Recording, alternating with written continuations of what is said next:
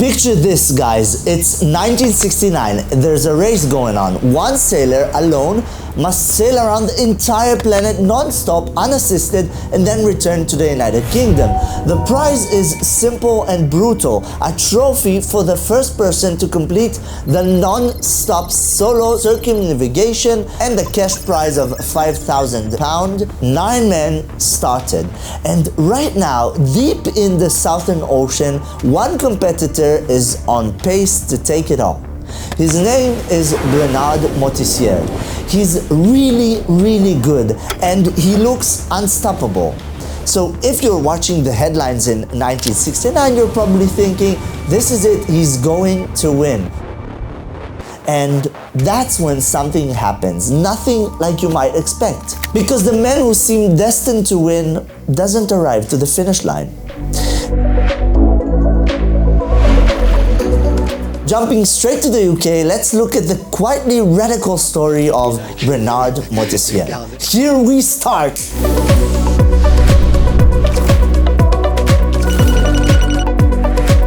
So guys, before we jump to the story of Moitessier, I've got the cold. Maybe you can hear it in my voice. But nevertheless, I promised on this channel that I upload something new every week, so nothing will stop me.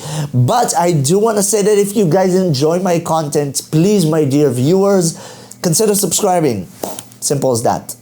Thanks. Moving to the story of Bernard Moitessier, he was born in April 10th, 1925 in Hanoi, which was part of the French Indochina. So he grew up close to the sea and was exposed in an early age to maritime life. And despite becoming one of the world's most accomplished sailors, he did not follow any formal naval or academic path into sailing, at least from what I searched and found. So his seamanship was built through practical experience. I've learned to deal with the essential, and I know that is only the essential which is worth dealing with. By his early adulthood, for example, Moitessier has already sailed long distances in challenging conditions. In the 50s and early 60s, he already completed several extended ocean voyages, and for the craziest one, in the mid-60s, he completed a demanding round-trip voyage from Europe to Tahiti and back, sailing through Cape Horn. Now, the route of Cape Horn is considered one of the most difficult passages in global sailing due to a combination of extreme natural factors, such as powerful opposing currents because of the meeting between the Atlantic and Pacific Oceans, or the persistent westerly winds that blow almost year-round. And don't forget the large chaotic wave systems generated by uninterrupted winds across the Southern Oceans. And I'd like to add that historically an estimated 10,000 sailors are believed to die attempting to round Cape Horn. For me, it sounds way too crazy to step on a vessel that crosses this path. But Moitessier already did it when he was young. So because of these conditions, Cape Horn has historically been regarded as a benchmark of seamanship. So Moitessier, by the time he reached his early 40s, he was already an experienced long-distance sailor, and he was already known within serious sailing circles. Now let's talk about Moitessier's boat. Moitessier's boat was named Joshua, and Joshua was not designed as a racing yacht. At the time of the Sunday Times Golden Globe race, which is the race I spoke about, most competitors were forced to choose speed over survival, but Joshua was firmly built on the side of survival. And this is the boat he chose to take with him to the race. Joshua was built from steel, making it significantly heavier than many competing boats, which were often made from fiberglass or lightweight. So Joshua was designed for endurance, not time records. So in '68, the British newspaper The Sunday Times announced the Sunday Times Golden Globe race, the first attempt to organize a non-stop solo circumnavigation of the globe.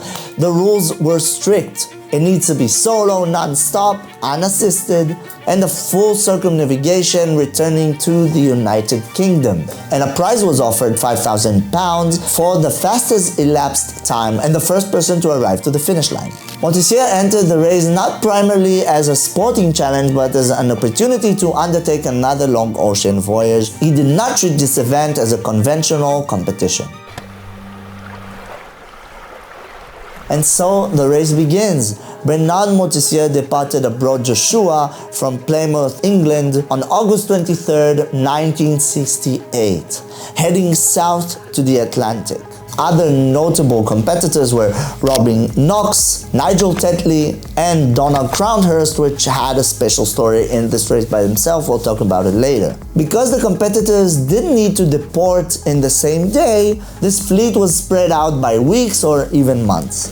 The first phase of the race was the Atlantic Ocean in late '68. So as the sailors progressed south, the competitors started struggling with boat handling and fatigue, but still continued, most of them. Now, Donald Crowhurst, he understood that he cannot continue south without risking his life, but he didn't want to quit, so he began transmitting radio positions that falsely placed him farther south than he actually was. Now, Nigel Tetley advanced rapidly, reporting high speeds and aggressive routing, and Moitessier sailed conservatively, staying south but avoiding pushing Joshua beyond safe limits. Moving onwards in the Southern Ocean, the late '68, Nigel Tetley emerged as an apparent leader on paper based on reported positions and speed. Robin Knox Johnston maintained a slower but steady pace, prioritizing survival over speed. And Donald Crowhurst, in reality, remained in the Atlantic,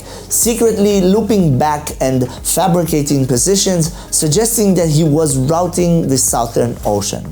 Other competitors either retired or were already far, far behind. Moitessier entered the Southern Ocean in strong condition, sailing farther south than most competitors and handling extreme conditions without major damage. And now we arrive to Cape Horn.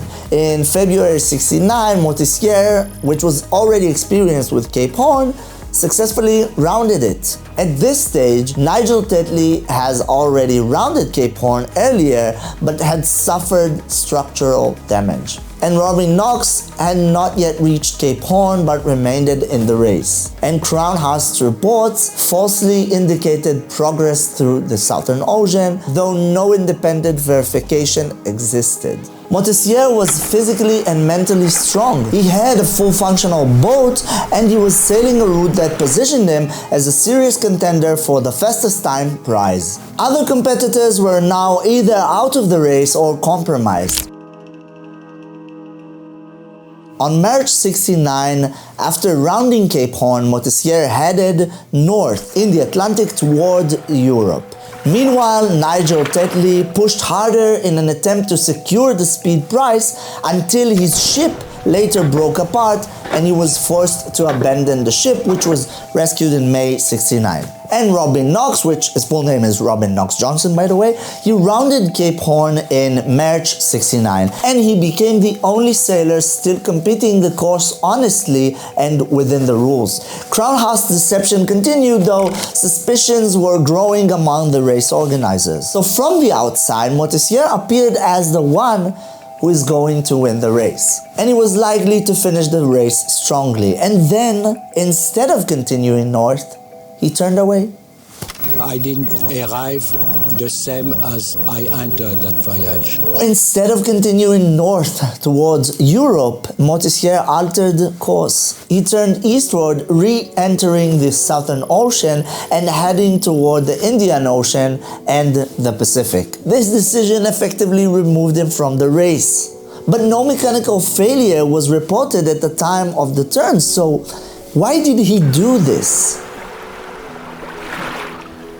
So on March 18, 1969, Moitessier launched a film canister onto the deck of a passing ship using a slingshot. Just imagine the other boat owner who gets his boat slingshot by another person. Inside was a handwritten note that explained his decision. He stated that he was continuing toward the Pacific Ocean because he was content at sea and, in his words, perhaps also to save my soul. With this message, Moitessier formally abandoned the race while still underway. And that was it. Because of the failure of most competitors to finish the race, this race was controversial. But even so, Robin Knox Johnston had become the only competitor to complete the Golden Globe race. He arrived in United Kingdom on April 22, 1969 after 312 days at sea. Just imagine that. Day 312, about 25 past 3 on April the 22nd, and Robin Knox Johnston and Sue Haley have sailed non-stop around the world. As the sole finisher, he received the Golden Globe trophy, and he was awarded with the £5,000 prize. And Crown Host had his last log entry on the 4th of July, 69, and since then he was never found. It is assumed that he then either fell or stepped overboard and drowned. Knox Johnston later donated the prize money to support the family of Donald Crown Host. So what happened to Moitessier? Moitessier continued sailing non-stop towards the Pacific, and he eventually reached Tahiti on June 1969. After the Golden Globe race, Moitessier avoided conventional fame. He continued sailing, writing, and living for extended periods in remote locations. He published books describing his experience and worldview, including the book named The Long Way, which I have to get. Bernard Moitessier died on June 16, 1994. Moitessier's yacht, Joshua, is preserved and displayed to the public at the Museum of La Rochelle in France. And on his grave, so I've heard, someone left an iconic gift, a slingshot. What a noble character this guy was.